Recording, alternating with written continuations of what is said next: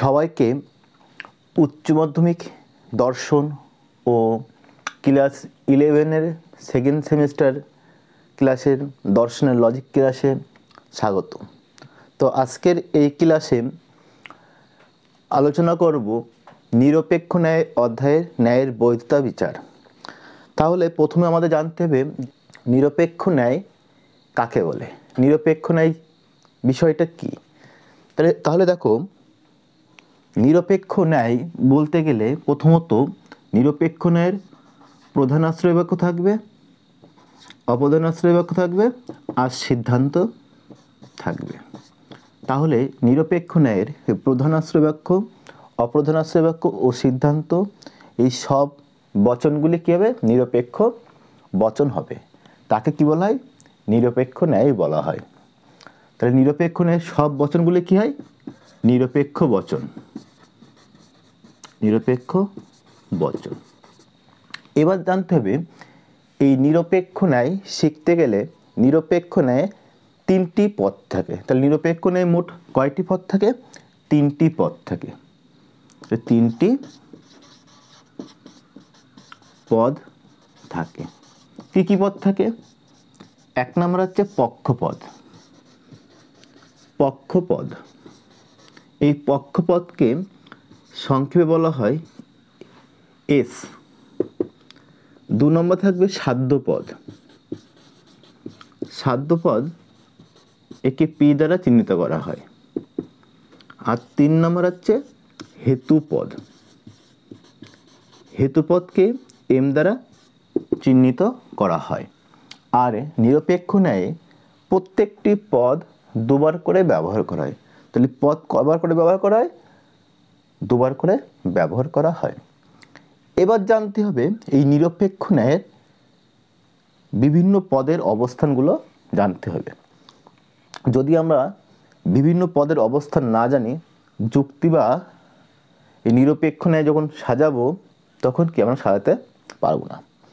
তাহলে প্রথমে জানতে হবে এই পক্ষপদের অবস্থান কোথায়।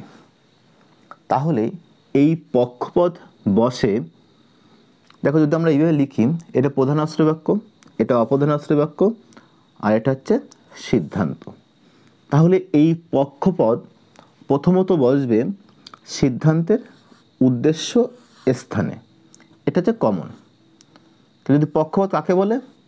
যে পদ সিদ্ধান্তের উদ্দেশ্য স্থানে বসে তাকে কি বলা হয়? পক্ষপদ বলা হয়। কিন্তু প্রত্যেকটা পদ দুবার করে ব্যবহার করা হয়। তাহলে আর কোথায় বসবে? আর বসবে এই অপ্রধান আশ্রয় বাক্যের যে কোনো স্থানে বসবে।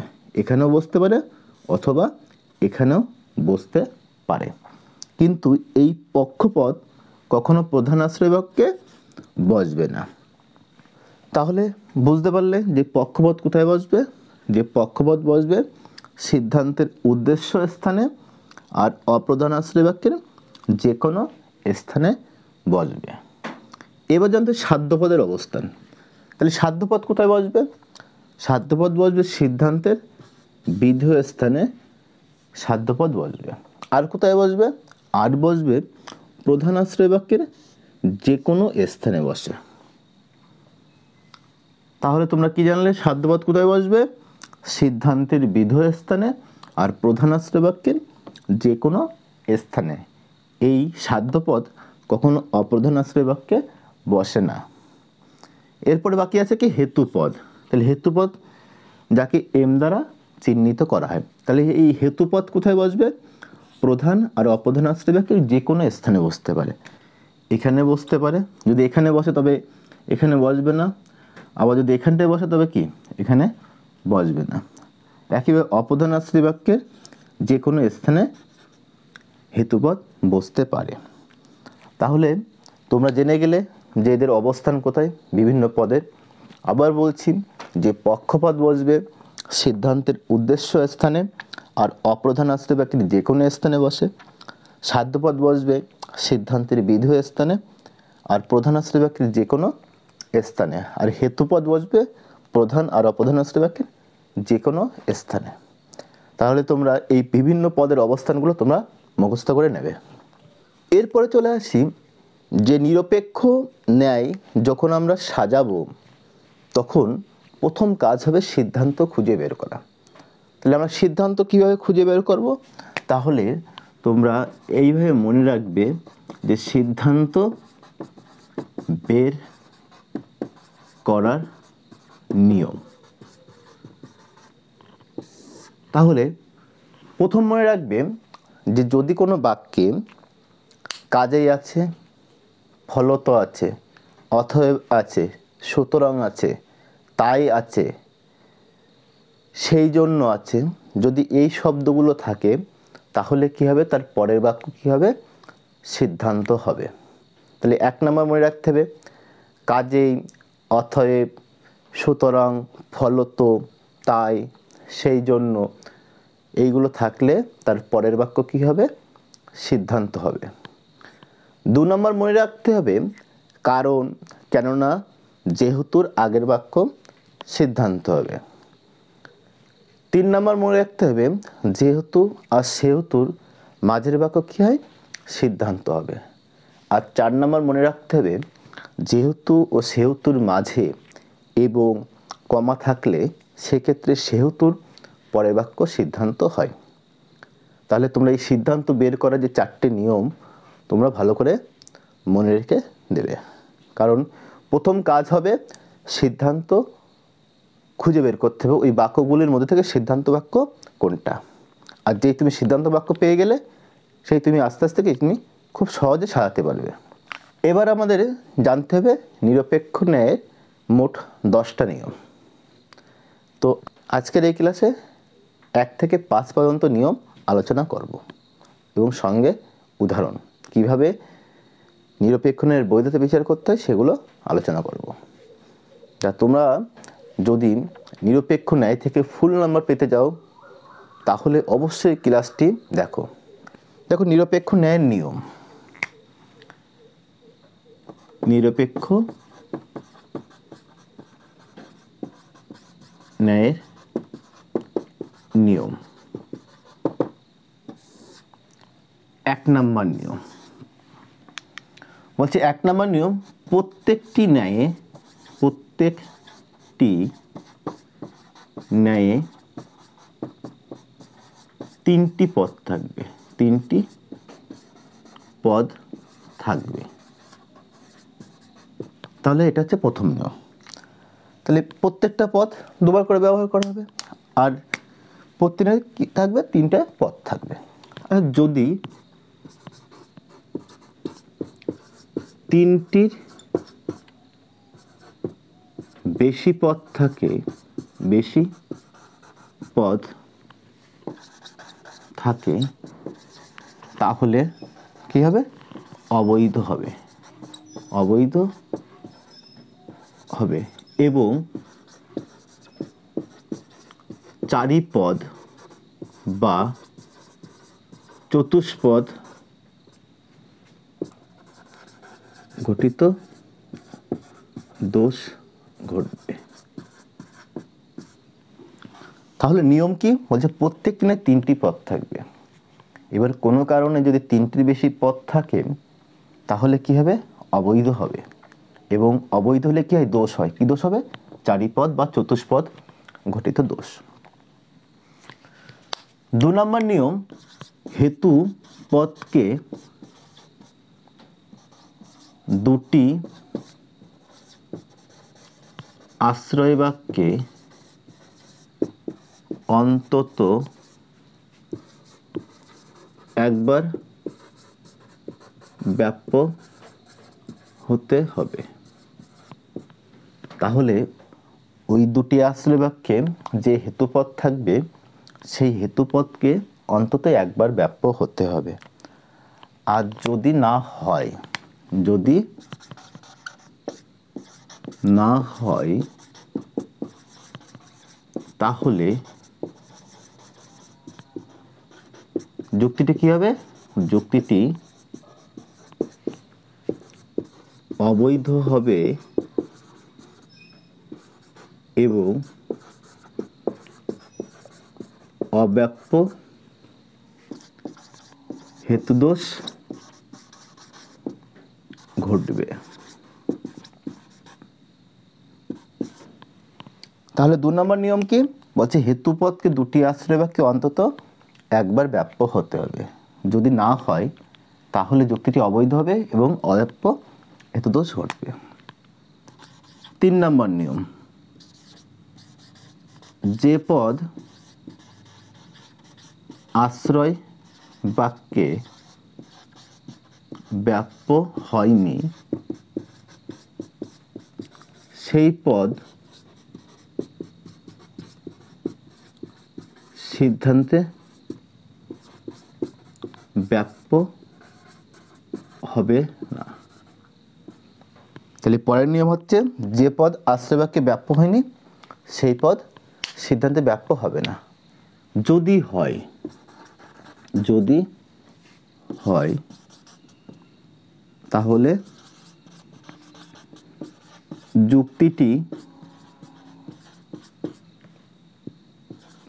অবৈধ হবে এবং দুটি দোষ ঘটবে, যথা অবৈধ পক্ষদোষ ও অবৈধ সাধ্যদোষ। বলছে যে পদ আশ্রয় বাক্যে ব্যাপ্য হয়নি সেই পদ সিদ্ধান্তে ব্যাপ্য হবে না। তার মানে এরকম হবে না যে পক্ষ বা সাধ্যপদ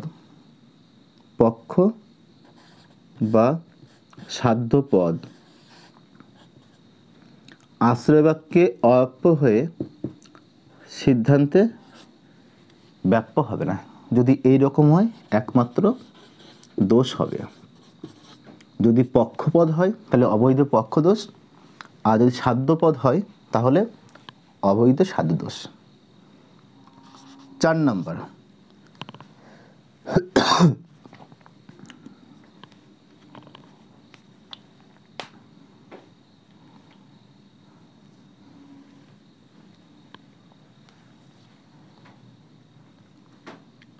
দুটি আশ্রয় বাক্য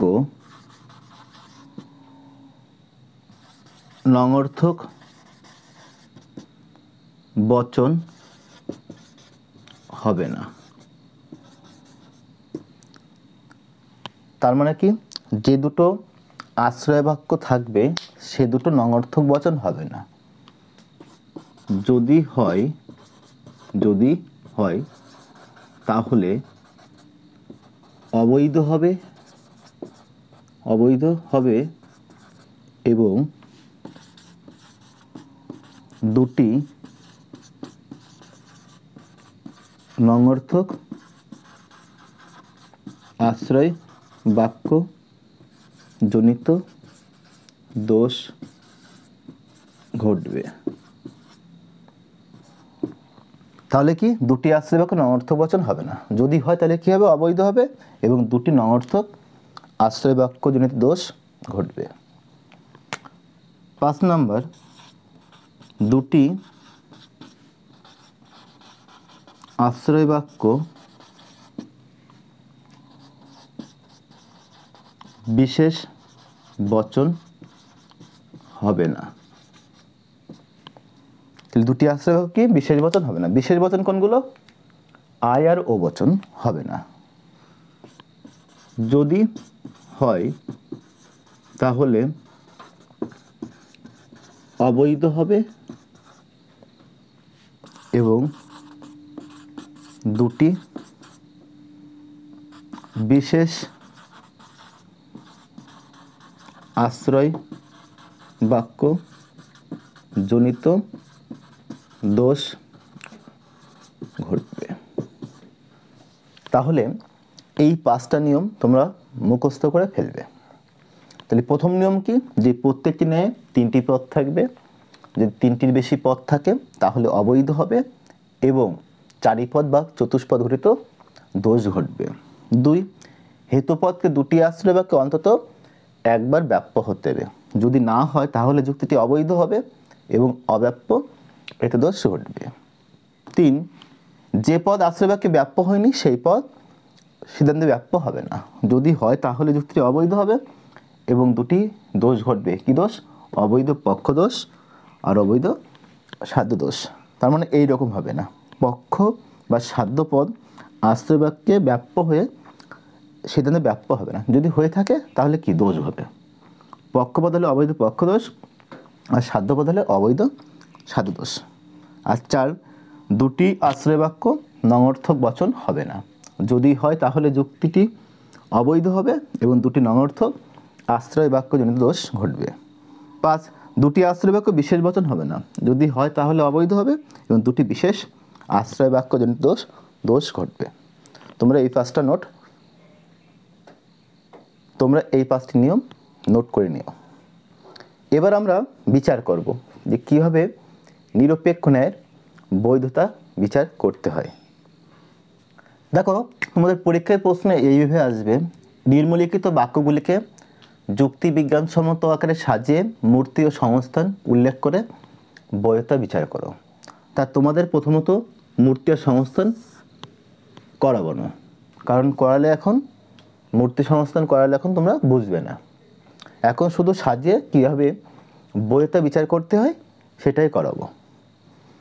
দেখো, 1 দাগ, কলকাতা ভারতের অন্তর্গত, দুবাই ভারতের অন্তর্গত নয়, সুতরাং দুবাই কলকাতার অন্তর্গত নয়। তাহলে প্রথম কাজ কি হবে? সিদ্ধান্ত খুঁজে বের করা। সিদ্ধান্ত কোনটা?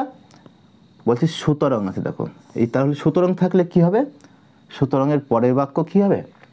সিদ্ধান্ত। দুবাই কলকাতার অন্তর্গত নয়। তাহলে দুটো বাক্য ফাঁকা রেখে আমরা সিদ্ধান্ত লিখব এলেখ করে। কি বচন হবে? বলছে দুবাই কলকাতার অন্তর্গত নয়, দেখো নয় আছে, তাহলে ই বচন হবে। তাহলে কোনো দুবাই হবে না, কারণ দুবাই একটা বিশিষ্ট স্থানের নাম। তাহলে কি হবে? দুবাই নয় কলকাতার অন্তর্গত। দেখো, এখান থেকে আমরা দুটো পদ পেয়ে গেলাম। কি কি পদ? দেখো, সিদ্ধান্তের উদ্দেশ্য তাহলে দেখো এখানে আমরা দুটো পদ পেলাম, একটা পেলাম উদ্দেশ্য পদ আর একটা বিধেয় পদ। যেহেতু সিদ্ধান্তের উদ্দেশ্য পদকে কি বলা হয়? পক্ষপদ বলা হয়, যাকে আমরা এস দ্বারা চিহ্নিত করব, আর বিধেয় পদকে সাধ্যপদ বলা হয়, যাকে পি দ্বারা চিহ্নিত করব। এবার খুঁজব এই পক্ষপদ আর কোন বাক্যে আছে, তাহলে সেই বাক্যটা কি হবে? অপ্রধান আশ্রয় বাক্য হবে। তাহলে দেখো, দুবাই কোথায় আছে এই বাক্য বাদে? দেখো আছে দুবাই ভারতের অন্তর্গত নয়, তাহলে এটা কি হবে? তার উপরের বাক্য হবে। কি বচন? ই বচন। দেখো নয় আছে,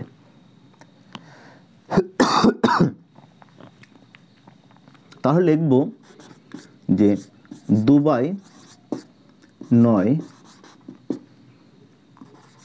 ভারতের অন্তর্গত। দেখো আর বাকি আছে কোন বাক্য? কলকাতা ভারতের অন্তর্গত। তাহলে কি বচন হবে? কলকাতা ভারতের অন্তর্গত, দেখো এ বচন হবে। তাহলে লিখব কলকাতা হয় ভারতের অন্তর্গত। তাহলে এবার কাজ কি হবে? চিহ্নিত করা। চিহ্নিত করব, দুবাই নিচে এস লিখব, কলকাতার অন্তর্গত। দেখো কলকাতা আর কলকাতার অন্তর্গত, এটা কি পদ? এটা কিন্তু সাধ্য পদ, কিন্তু কলকাতা আর কলকাতার অন্তর্গত এর অর্থ আলাদা। তাহলে আমরা কি লিখব? P1 লিখব আর এটা P2 লিখব। আর ভারতের অন্তর্গত এম। তাহলে আমরা এবার নিয়ম অনুসরণ করব। নিয়ম মানলে বৈধ হবে আর না মানলে অবৈধ হবে। তাহলে প্রথম নিয়ম কি? যে প্রত্যেকটি ন্যায় 3টি পদ থাকবে। দেখো 3টি পদ আছে কিনা। দেখো কলকাতা একটা পদ, ভারতের অন্তর্গত 2 নম্বর পদ, দুবাই 3 নম্বর পদ। দেখো ভারতের অন্তর্গত ধরা হয়েছে, দুবাই ধরা হয়েছে, আর কলকাতার অন্তর্গত এই একটা পদ। তাহলে নিয়মে বলছে যে 3টি পদ থাকবে, কিন্তু এখানে কটা পদ আছে? 4টে পদ। তাহলে এটা কি? অবৈধ। এবং দোষ ঘটবে, কি দোষ? চারিপদ ঘটিত দোষ।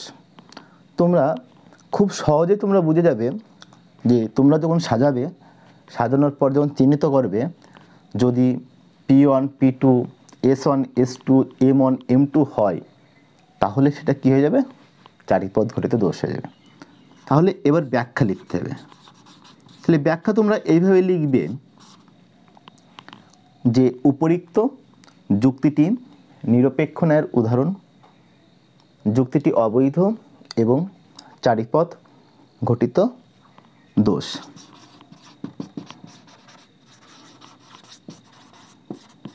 কারণ ন্যায়ের নিয়ম হলো যে প্রত্যেকটি ন্যায় 3টি পদ থাকবে।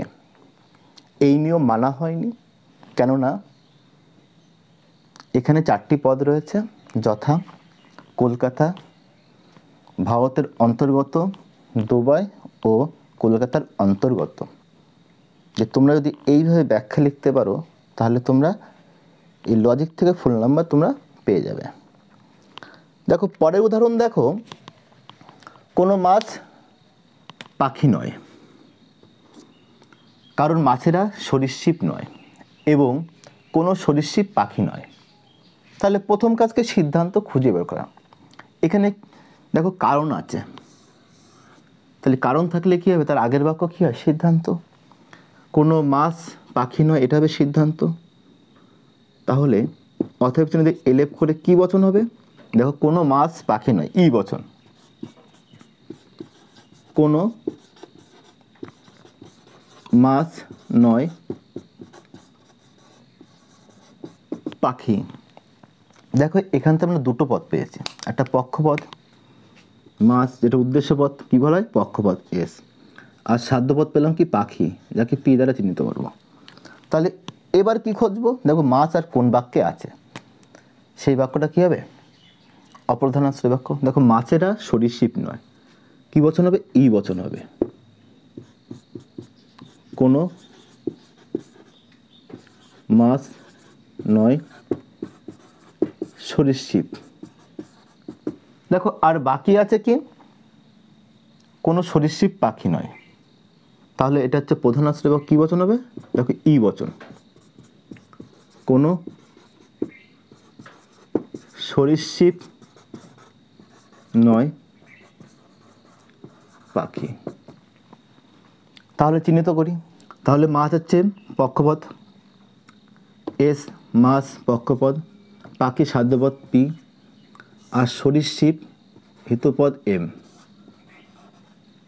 তাহলে দেখো আমরা যে 5টা নিয়ম শিখেছি, সেই 5টা নিয়মে 4 নম্বর নিয়ম বলা আছে যে দুটি আশ্রয়বাক্য কি? নঙর্থক বচন হবে না, কিন্তু এখানে নঙর্থক বচন হয়েছে। তাহলে এটা কী হবে? প্রথমে দোষ হয়ে যাচ্ছে যে দুটি আশ্রয়বাক্য নঙর্থক বচন হতে পারে না, কিন্তু এখানে হয়েছে। তাহলে এটা অবৈধ, অবৈধ এবং দুটি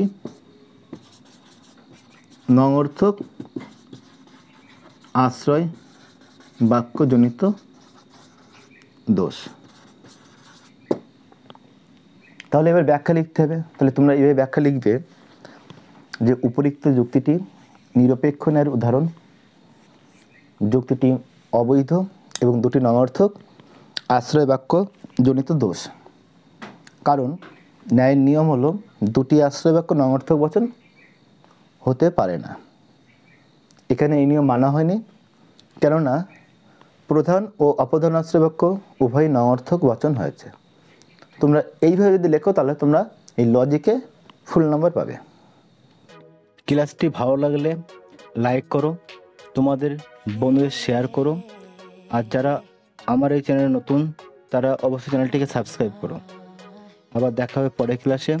সে পর্যন্ত সবাই ভালো ও সুস্থ থেকো।